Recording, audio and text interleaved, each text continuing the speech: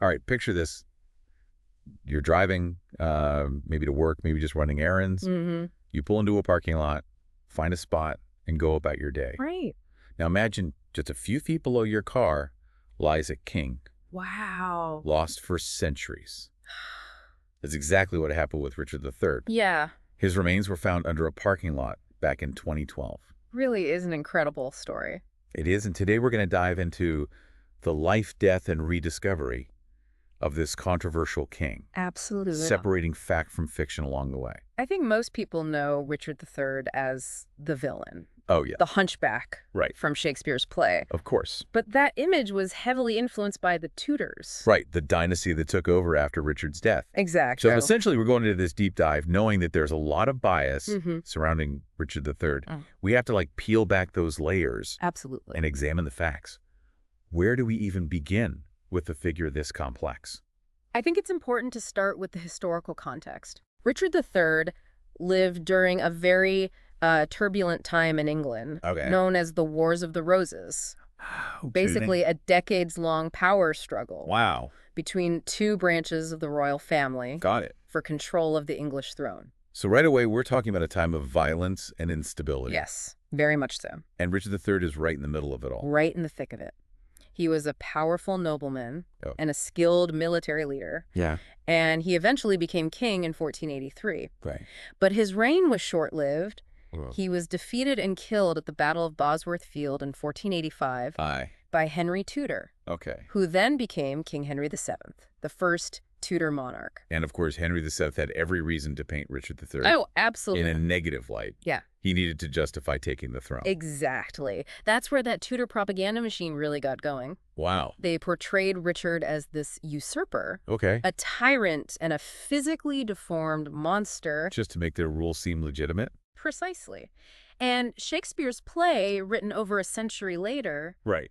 drew heavily on that Tudor-influenced narrative. So it really solidified Richard's image as a villain. Yes, in the public imagination for centuries. But even back then, not everyone bought into that whole Tudor narrative, right? That's right.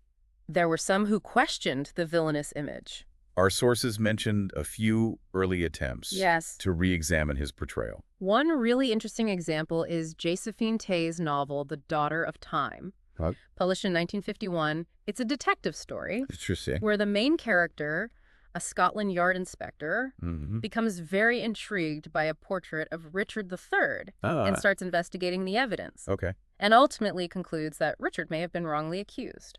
So even back then, people were starting to see those cracks Yeah, absolutely. in that official story. And Tey's novel played a big part in sparking that renewed interest in Richard III and his legacy.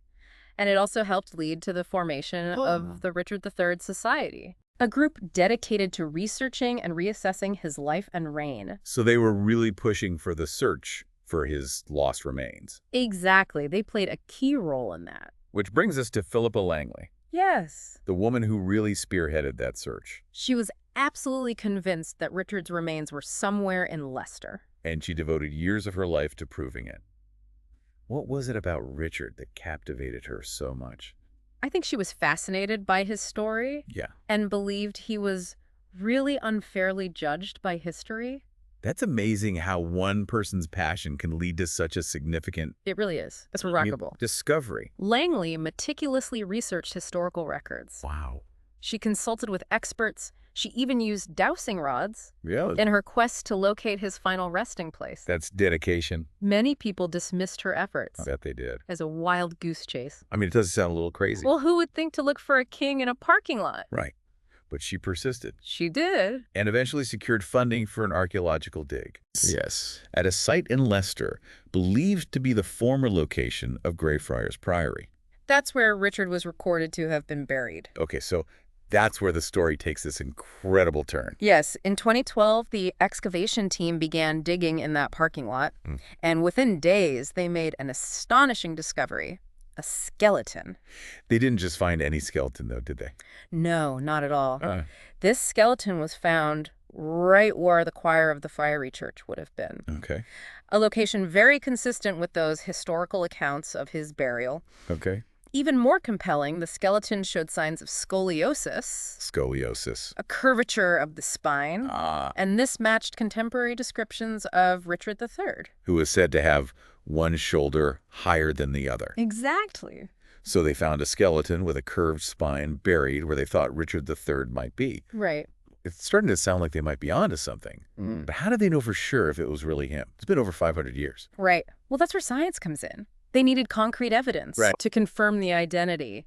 And they used radiocarbon dating to determine the age of the remains. And what did that tell them? The results placed the skeleton firmly in the late 15th century. Okay, so the right time period? Consistent with Richard's lifetime. Okay, so they had the right time period. What else? Next, they analyzed the bones themselves. Okay. And they found evidence of numerous injuries, including battle wounds. Consistent with the accounts of his death at Bosworth Field. Exactly. They even discovered what are known as humiliation injuries. Hold on. Humiliation injuries. What does that mean? These were injuries inflicted on the body after death. Oh, wow. Likely meant to disgrace Richard even further. Really? And solidify the victory of his enemies. It's a grim reminder of how brutal things were back then. It really is. So they have a skeleton curve, spine battle wounds, and these humiliation injuries, all dating back to the right time period. It's all starting to add up. It is. But I imagine they needed something more definitive. You're right.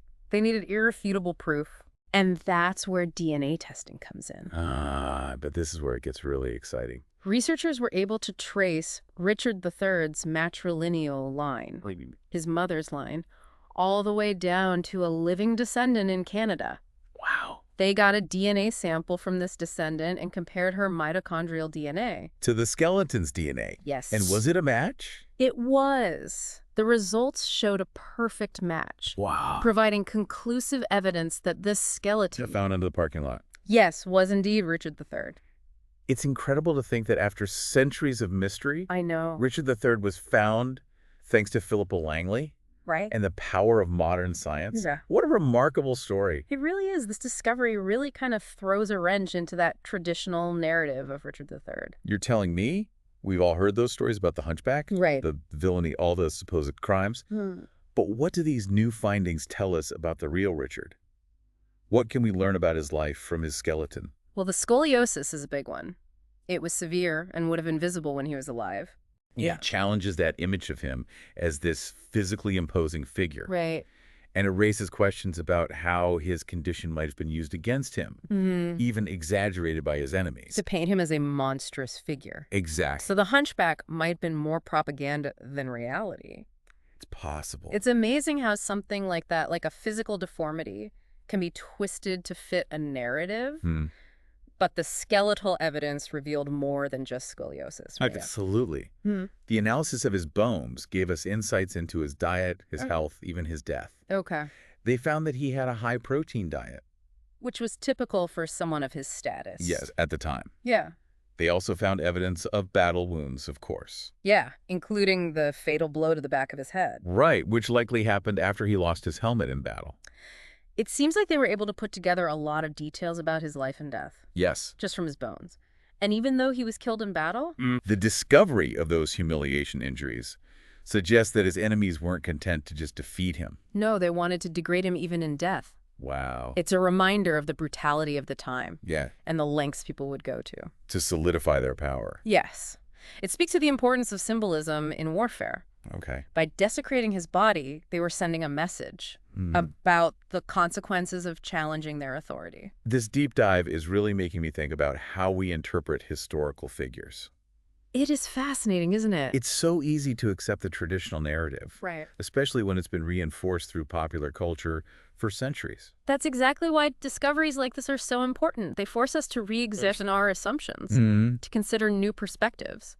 Richard III's story is a reminder that history is often written by the victors.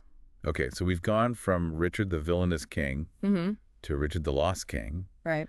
And now to Richard the rediscovered king. Yeah. But the story doesn't end there, does it? What happened after they identified his remains? Well, the discovery sparked a new debate, this time about where he should be reburied. Oh, right. I remember reading about that.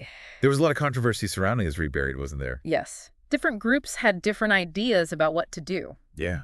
The Richard III Society, for example, advocated for him to be interred at Westminster Abbey with other English monarchs.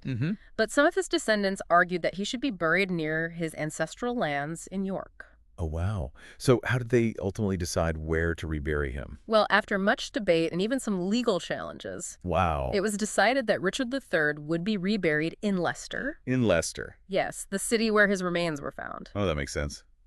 It's kind of poetic, isn't it? He was lost in Leicester, rediscovered in Leicester, and ultimately laid to rest in Leicester. It is.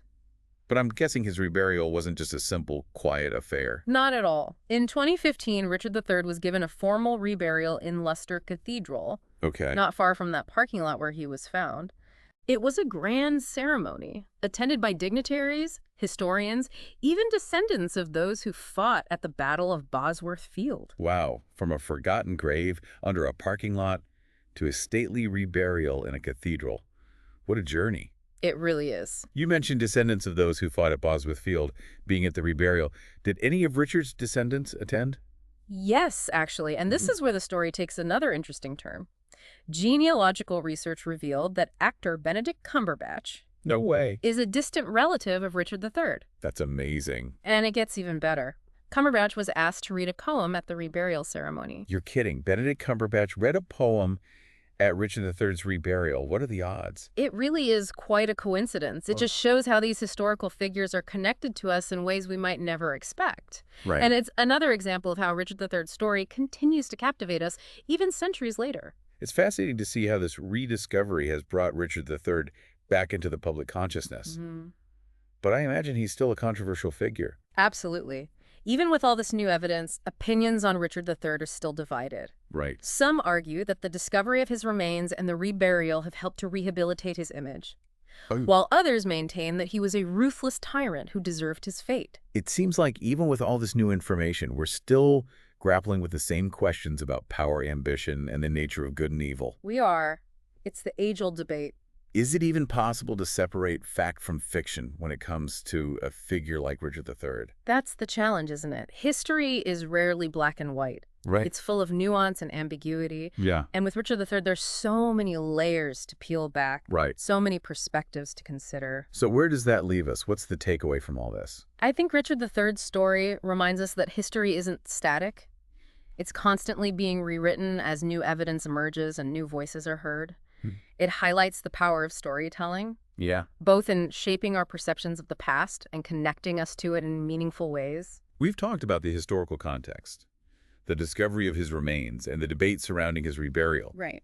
But our sources also mentioned something about Richard III's influence on pop culture. Is that something we should explore? Absolutely. Richard III's story has inspired countless works of fiction. Oh, I bet. From Shakespeare's play to contemporary novels, films, even TV shows. I'm thinking about Tyrion Lannister, the character played by Peter Dinklage in Game of Thrones. Oh, yes. He's a brilliant strategist, but he's also underestimated and ridiculed because of his dwarfism. That's an excellent comparison. It's a parallel to Richard III and how his scoliosis was used to portray him as a villain. It makes you wonder if some of those negative traits attributed to him were more about prejudice than reality. Exactly. These pop culture representations, while not always historically accurate, often reflect our own anxieties and preoccupations. It's fascinating how these ancient stories can still resonate with us today. I agree. Finding new life in modern narratives. That's what makes history so captivating. It's not just about dates and battles. It's about human stories, about the choices we make and the legacies we leave behind. Richard III, despite his flaws, was a complex and compelling figure who continues to fascinate us centuries later. And that's why his story is worth exploring, debating, and re-examining. We've covered a lot of ground in this deep dive into Richard III. We have. It's been quite a journey. From those medieval battlefields to a modern parking lot to a cathedral. And it really shows how connected history is to the present, doesn't it? It does. We've also seen how science and dedicated researchers like Philippa Langley can challenge those long-held beliefs and shed new light on these figures from the past. Richard III's story really reminds us that history isn't static. Right, it's always evolving. It's shaped by new discoveries, new interpretations. We started this deep dive with that image of Richard as the hunchbacked villain. Right, the classic image. That portrayal that was so heavily influenced by the Tudors. But now, through examining the evidence, we see a more nuanced picture. We've learned about his scoliosis, his military skills, his controversial rise to power, and the brutal circumstances of his death. And how his body was treated afterwards. Right, and we've seen how his story continues to resonate in pop culture. Yes, inspiring so many works of fiction. What's fascinating is that even with all this new information, Richard III remains an enigma. He does. Was he a ruthless tyrant or a victim of Tudor propaganda? I guess the answer probably lies somewhere in between. Probably does. History is rarely black and white. Right, full of gray areas. Full of nuance and ambiguity. And with Richard III, there are so many layers to consider. There are. So where does that leave us? What's the main takeaway from all this? Well, I think Richard III's story is a powerful reminder that history isn't set in stone. Right. It's constantly being reevaluated as new evidence emerges. And new perspectives come to light. Exactly. It highlights the importance of questioning the narratives we've been given, to look for those diverse perspectives, to embrace the complexity of history. And never stop learning. Never stop questioning, exploring, learning, because history isn't just about the past. It's about understanding who we are today. Exactly. Where we came from. Well, that about wraps up our deep dive into the world of Richard III. A fascinating figure. He was. Thank you so much for joining us today for this incredible journey. It was my pleasure. And to our listeners, be sure to check out the show notes for more resources on Richard III. Yes, there's always more to discover. Until next time, keep exploring, keep questioning, and most importantly, keep those minds engaged.